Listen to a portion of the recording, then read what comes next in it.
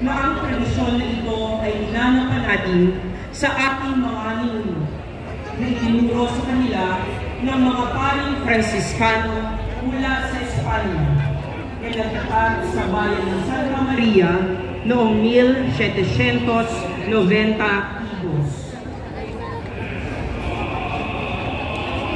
Bagaman upang maging batong pagkakayuan ng Santa Iglesia, San Pedro Apostol at siya ay siginang sa Bethsaida, malapit sa dagat ng Galilea at mula sa pamilya ng mangingisda.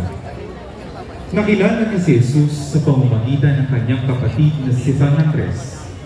Makaraang ipahayag ang pagka-Diyos ni Cristo, siya ay pinangalan ng si Juan o Pedro na ang ibig sabihin ay bato. Bilang kanapamahalang giliran ni Jesus para sa kanyang Santa Iglesia, siya ay unang nangaral sa Jerusalem, kung saan siya ay dinakip subalit himalang nakalaya. Itinatag niya ang simbahan sa Antioquia at Roma. Nang gaping muli, siya ay pabaliktad na ipinako sa krus sa Vatican. Si San Pedro ay kinikilalang unang Santo Papa ng Simbahang Katolika. Si San Pedro ay may dalang mga susi bilang tanda ng paglagihan sa kanya ng Panginoong Jesucristo bilang pinuno ng Santa Iglesia. Ang susi ay simbolo ng pagkakal at pagkakala. Itong susi para sa langit at pila para sa lupa. Ipinagdiriwang ang kanyang kapistahan tuwing ika-29 ng Hulyo. Ang heredero ni Don Jose Alvaro Mendoza, ang kamarera ng antigong imahen ng San Pedro na isa sa mga fundadores ng Hermandad de la Sagrada Pasión. San Pedro Apostol, ipanalangin mo kami. San Nicodemo. Si San Nicodemo ay isang Pariseo at itinuturing na maestro at doktor sa Israel. Ipinapalagay na isa siyang senador ng Jerusalem sapagkat siya ay tinatawag na pinuno ng mga Hudyo. Nakakawin ang kanyang pagsampalataya kay Kristo na may kababaang loob na kaliwas ang pagiging kaliwabang at kanyang mga kasabahan. Bagamat nakapag-aral ng batas ni Moises, nagpababa siya at tinanggap ang pagtuturo ng Panginoon tungkol sa misteryo ng muling pagsilang sa pamamagitan ng binyag. Hayagang ipinagtanggol ni Nicodemo si Jesus sa kanyang mga kapwa Pariseo nang ito ay dakpin. Sinabi niyang ang maestro ay may karapatang magkaroon ng paglilitis. Kasama ang San Jose de Arimatea, pinamahalaan nila ang pagtanggal at paglilibing sa banal na katawan ng Panginoon. Siya rin ay nagdala ng mga mahaling pabango at mira para sa bangkay ni Kristo. Ipinagdiriwang ng Santa Iglesia ang kanyang kapistahan kasabay ni San Jose de Arimatea tuwing ika-31 ng Agosto. Ang pamilya Matias, Rosilias, Bautista y Antonio, ang kamarera ng imahen ng San Nicodemo. San Nicodemo, Ipanalangin mo kami.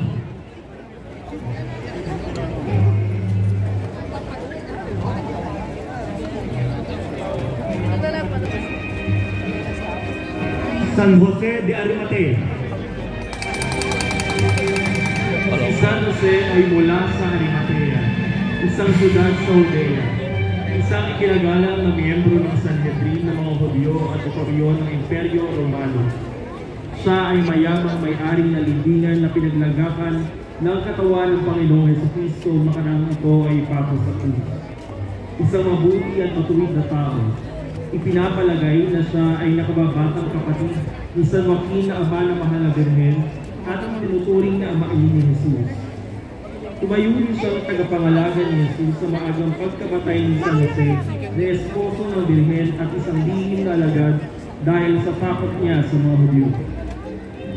Nang malagutan ang nasa krus si Jesus, inihin niya ang katawan nito kay Poncio Pilato at sa tulong ni San Nicodemo ay binabali na ito mula sa krus.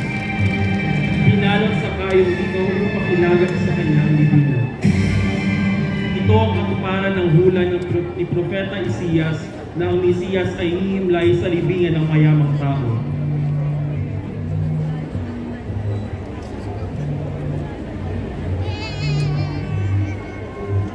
Ipinagdiriwang ng Santa Iglesia ang kanyang kapistahan kasabay ni San Nicodemo tuwing 31 ng Agosto.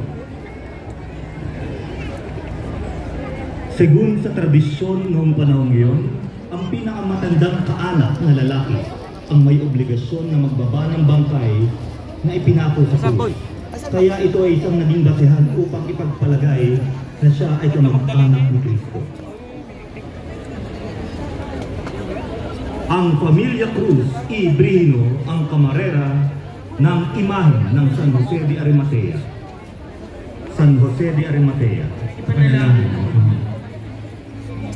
Si Jesus ay dumating sa Jordan mula sa Nazareth, Galilea at lumapit kay Juan upang pabautismo. Sinansalan siya ni Juan. Ako po ang kailangang bautismo ninyo at kayo pa ang lumalapit sa akin.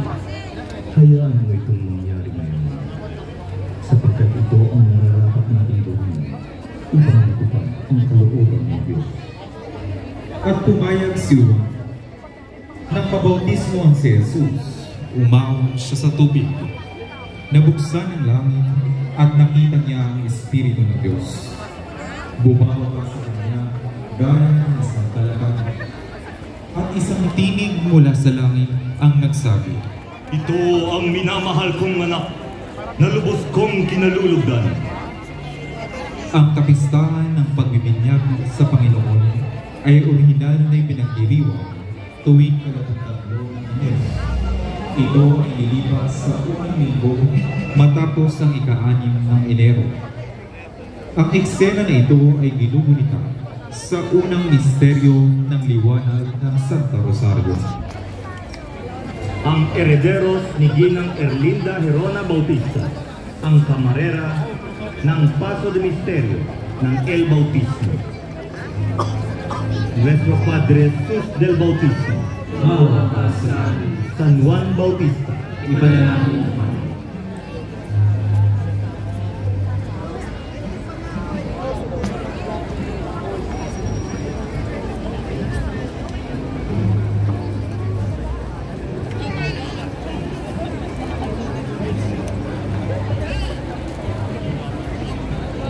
La Boda de Cana. Pagkalipas ng 2 araw, may kasalan sa Cana, Galilea, at naroon ang ina ni Jesus. Si Jesus at ang kanyang mga alagad ay naroon din. Pinapos ng alak kaya't sinabi ng ina ni Jesus, Naubusan sila ng alak. Huwag ninyo kung pangalahandin. Hindi pa ito ang panahon ko. Gayunpaman, sinabi ng kanyang ina sa mga naglilingkod, Gawin ninyo ang anumang sabihin niya sa iyo. Punuin ninyo ng tubig ang mga tapayan. at pinulungan nila ng tubig hanggang sa labi ng tapayan. Sumalok kayo ngayon at dalhin ninyo sa namamahala ng handaan. Nang matikman ng tubig na naging alak, tinawag ng namamahala sa handaan ang kinasal at sinabing karaniway unang inihahain ang masarap na alak, saka inihahain ang mababang uri. Subalit dito, ipinagpahuli ang masarap na alak. Ang milagro sa Cana Galilea ang unang himalang ginawa ni Jesus na naghayag ng kanyang kadakilaan, kung kaya sumampalataya sa kanya ang kanyang mga alagad. Ang eksenang ito ay ginugunita sa ikalawang misteryo sa liwanag ng Santo Rosario. Ang pamilya Santiago, ang kamarera ng Paso de Misterio ng La Boda de Cana.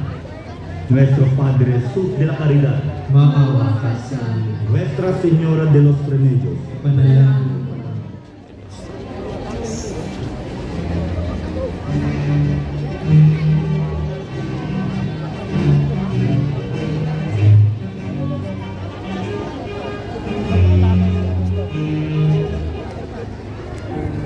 La Penitente.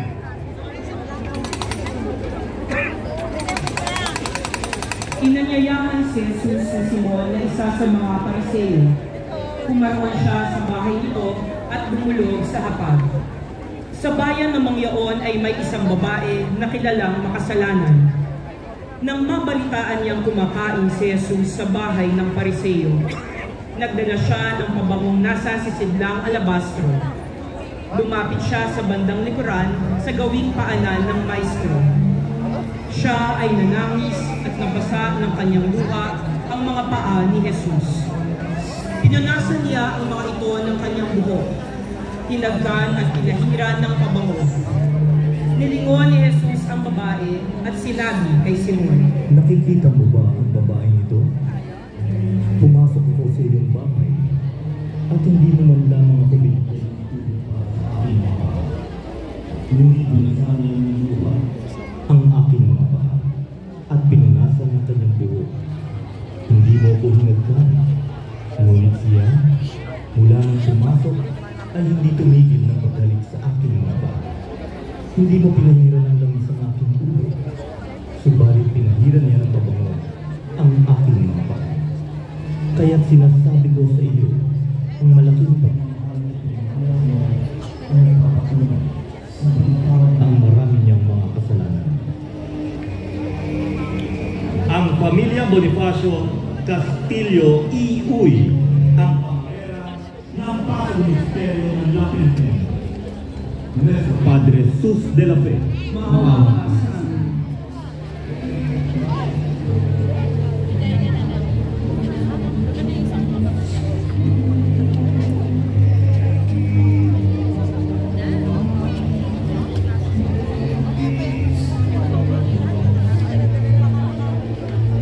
La resurrección de Lázaro.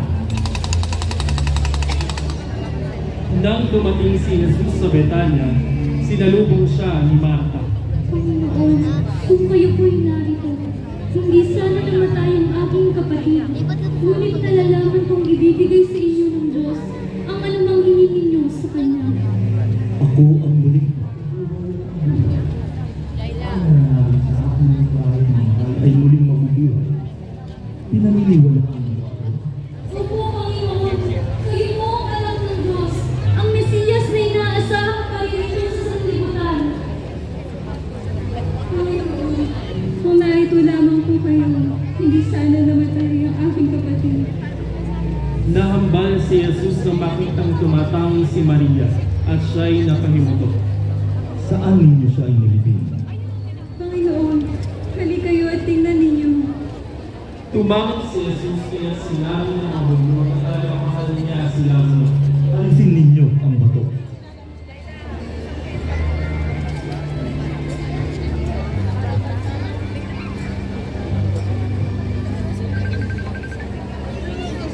Panginoon, nangangamoy na po siya ngayon. 4 na araw na po siyang patay. Hindi ba't sinabi ko sa inyo na kung mananalig ka sa akin, ay makikita mo kung gaano kadakila ang Diyos? Lazaro, lumabas ka! Lumabas nga si Lazaro, napupulutan ng kayong panglibing ang kanyang mga kamay at paa, at nababalot ng panyo ang kanyang mukha. Talagan niyo siya at nang makalaya. Maraming sa mga Hudyo na nakakasalamat sa ginawa ni Jesus at sila ay nanalig sa kanya. Ang mga herederos ni Ginoong Ernesto Mendoza, ang kamarera ng Paso de Misterio ng La Resurrección de Lázaro. Nuestro Padre Jesus de la Vida, Maawa ka sa amin.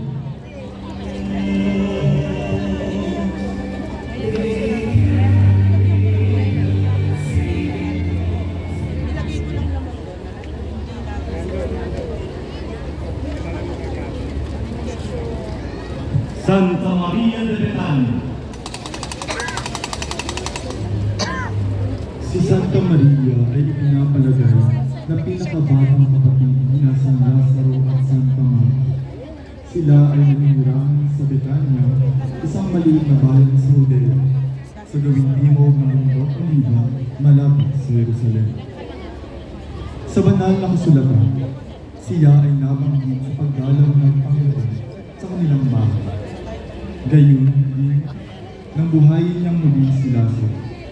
Panguling tagpo ang pagbubuhos niya ng isang libra ng dalisay na nardo isang mamahaling pabango sa mga paa ni Jesus na pinunasan niya ng kanyang buhok noong si Jesus ay naghahatid.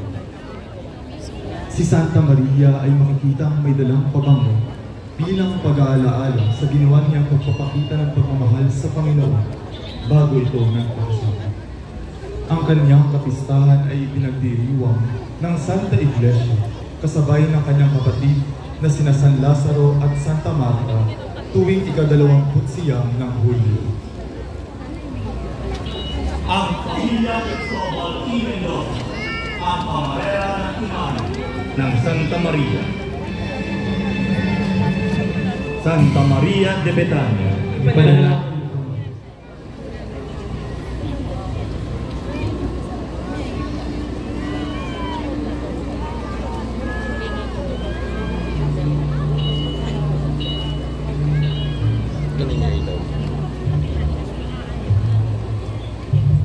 San Lazaro de Betania. Si San Lazaro ay kapatid ni Santa Maria at Santa Marta. Ang pangalan Lazaro ay nagmula sa wikang Hebreo ni Eleazar na nangangahulugang ang Diyos ay tumulong. Nang si Lazaro ay mamatay, siya ay tumuhay ng muli ng Panginoong Jesucristo. 4 na araw makaraang siya ay inibig. Ang natatanging himalang ito ang naging dahilan upang higit na dumami ang mga Hudyong sumasampalataya kay Jesus. Ayon sa mga Hudyo, si San Lazaro ay naglakbay sa dagat sa Jaffa, kasama ang kanyang 2 kapatid at iba pang Kristiyano, at mahimalang napadpad sa isla ng Chipre. Dinaglaon ay naging obispo siya ng Kityon at namatay 30 taon pagkaraan. Ipinagdiriwang ng Santa Iglesia ang kanyang kapistahan tuwing ika-17 ng Disyembre hanggang sa ito ay ilipat ng bagong martirologyo Romano sa ika-29 ng Hulyo kasabay ng kanyang mga kapatid na sina Santa Maria at Santa Marta de Betania. Ang pamilya Lapig y Flores, ang kamarera ng imahe ng San Lazaro. San Lazaro de Betania. Ipanalangin mo kami.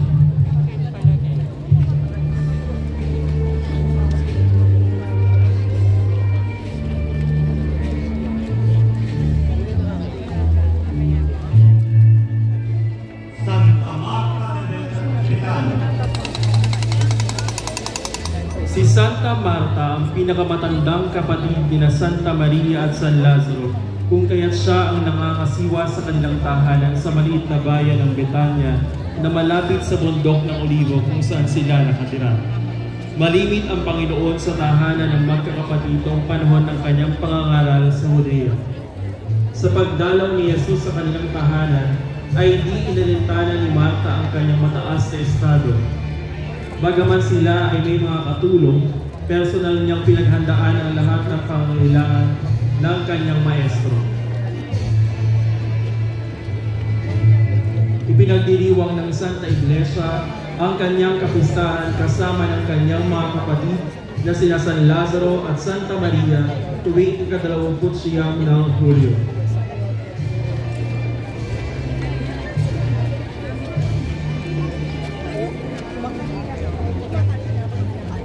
Ang pamilya Alonso at pamilya Dizon, ang mga kamarera ng imahe ng Santa Marta. Santa Marta de Betania. Ipanalangin mo kami.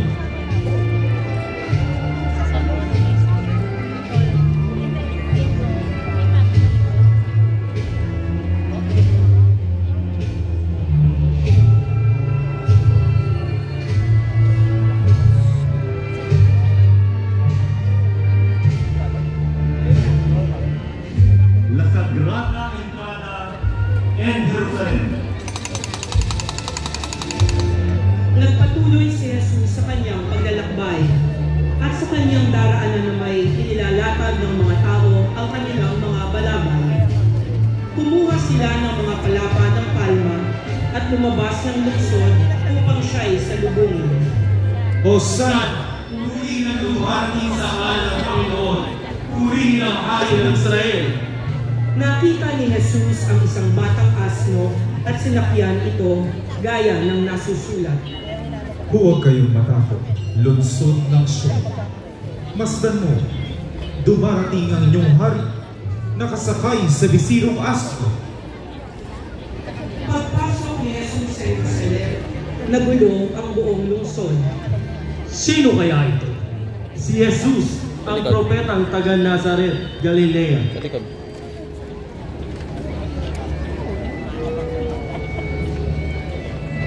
Ang pamilya Inocencio, ang kamarera ng Paso de Misterio ng Señor de la Sagrada Entrada, na isa sa mga fundadores ng Hermandad de la Sagrada Pasión.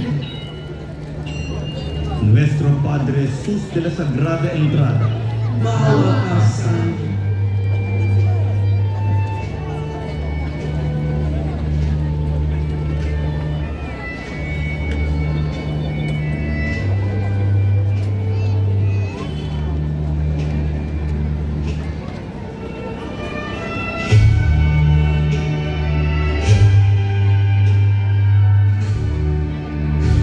La Última Cena.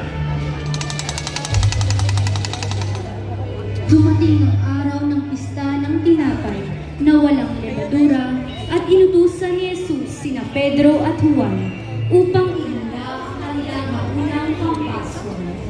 Santo Tig na maghanda kami. Pumunta kayo sa bayan. May masasalubong kayong lalaking may dalang bangang tubig. Sundan niyo siya sa bahay na kanyang papasukan. At itanong ninyo sa may-ari kung saan maaring kumain ng hapunang Pampasko ang guro kasalo ng kanyang mga alagad. Ituturo niya sa inyo ang isang malaking silid sa itaas na mayroong kagamitan. Doon kayo maganda para sa atin. Nagtungo sila sa bayan at natagpuan nga nila roon ang lahat, gaya ng sinabi niya sa kanila. Nang gabing yaon, tumulog sa hapag si Jesus kasama ang 12 alagad, samantalang sila ay kumakain. Sinasabi ko, isa sa inyo ang magkakanulo sa akin. Nanlumo ang mga alagad at isa't isa'y nagtanong, Ako po ba, Panginoon, ang kasabay kong sumawsaw sa mangkok ang magkakanulo sa akin? Papanaw ang anak ng tao ayon sa itinakda ng Diyos. Ngunit nakapangingilabot ang sasapitin ng taong magkakanulo sa kanya. si Judas na magkakanulo sa kanya ay Guro, ako po ba? Ikaw na ang nagsabi. Ang herederos ni Ginoong Ambrosio at Ginang Eufrosina Guillermo, ang kamarera ng Paso de Misterio ng La Cena, na isa sa mga fundadores ng Hermandad de la Sagrada Pasión. Nuestro Padre Jesus de la Última Cena, maawa ka sa amin. Dahil ka pa din.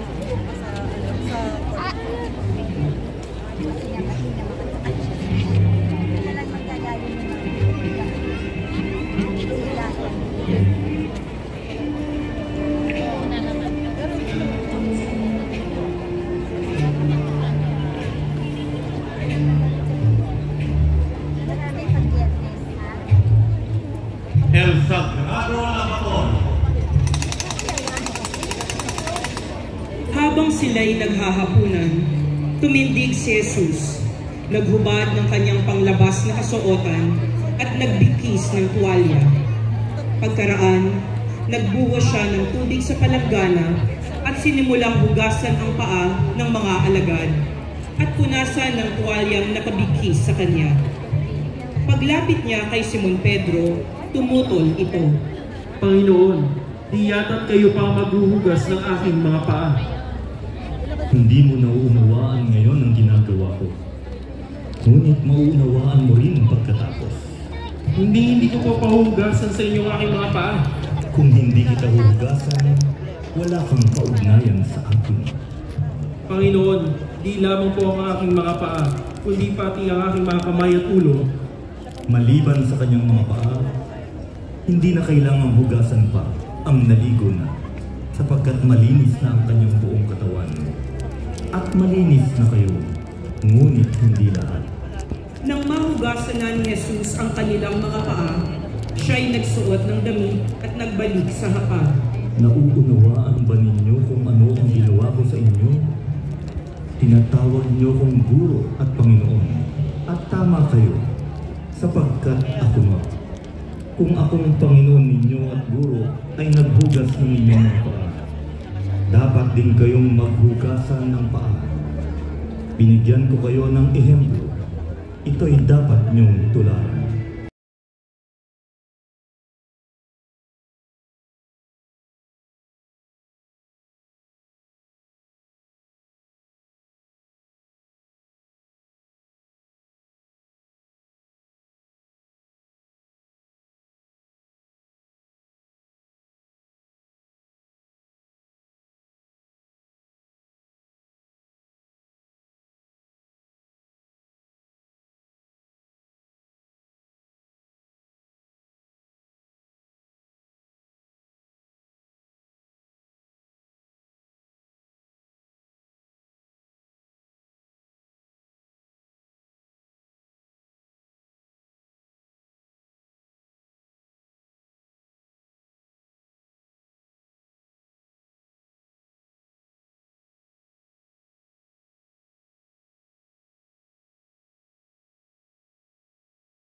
Ngunit isinama niya sina Pedro, Santiago at Juan, at nagsimulang mabagabag at maghirap ang kanyang kalooban.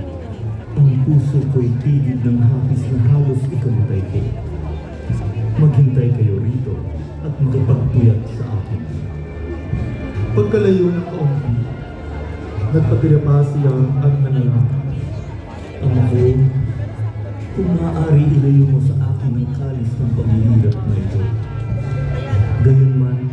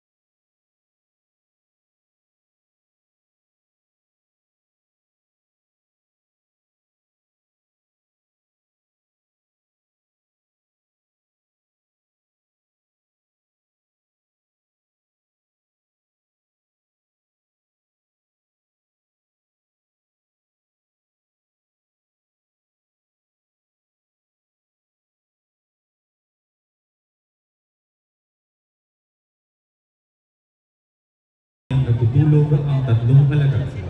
Sinabi niya kay Pedro, talaga bang hindi kayo makapagpuyat na kasama ko kahit isang oras man lamang? Magpuyat kayo at manalangin upang huwag kayong madaig ng tukso. Ang espiritu'y nakahanda, ngunit mahina ang laman. muli siyang lumayo at nanalangin. Ama, kung maaari ilayo mo sa akin ang kalis na ito. Gayon may huwag ang kalooban ko ang masunod, kundi ang kalooban mo. Nagpakita sa kanya ang isang anghel mula sa langit at pinalakas ng loob niya. Tihip ng hapis, tumulong sa lupa ang eksena na ito ay ginugunita sa unang misteryo sa hapis ng Santa Rosario. Ang mga erederos ni Ginoong Cirilo Valeriano Perez, ang kamarera ng antigong Paso de Misterio ng Señor de la Oración, na isa sa mga fundadores ng Hermandad de la Sagrada Pasión. Nuestro Padre Jesus de la Sagrada Oración, Maawa sa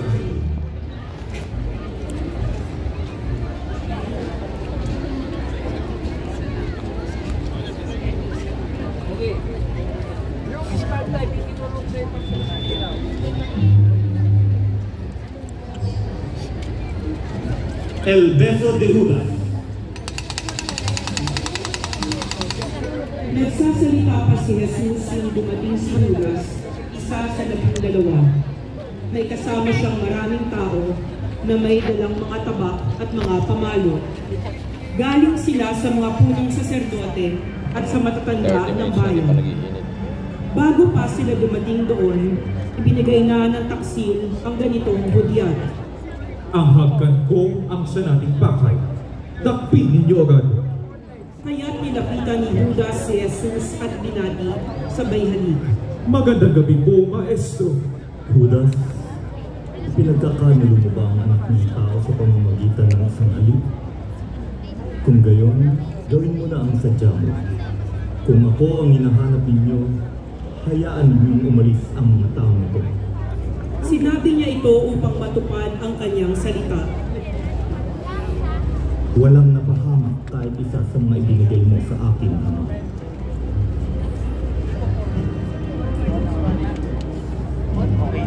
Ang pamilya ni Binibining Felisa Pascual Nepomuceno, ang kamarera ng Paso de Misterio ng El Beso na isa sa mga fundadores ng Hermandad de la Sagrada Pasión, Nuestro Padre Jesus de la Redención, Maawa ka sa amin.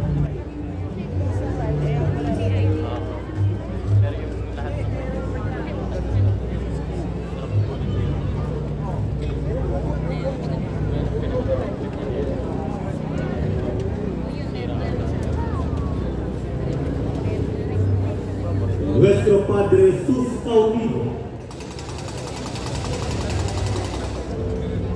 At sinungaban si Jesus ng mga tao at hinatid. Humunod ng tabak ang isa sa mga naroroon at tinaga ang alipin ng pinakapunong saserdote at natigpas ang tenga niyo.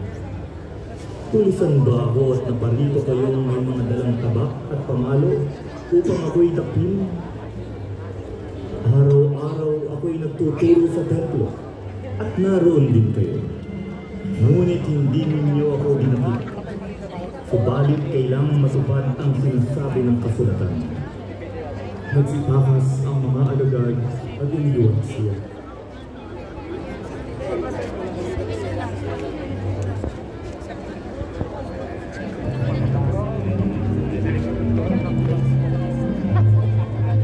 Si Ginoong Jojo Alberto at ang kanyang pamilya ang naging tagapagtangkilik ng kauna-unahang salida ng Senyor ng Hermandad sa prosesyon ng Semana Santa.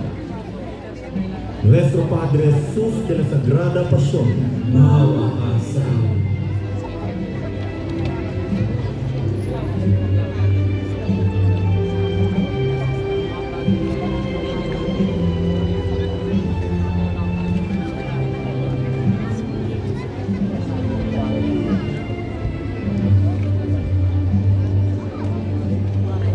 Nuestro Padre Jesus en su soberano poder ante Caifás.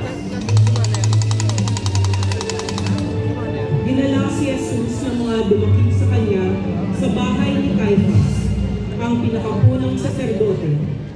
Doon ay nagkakatipon ang mga eskriba at ang matatanda ng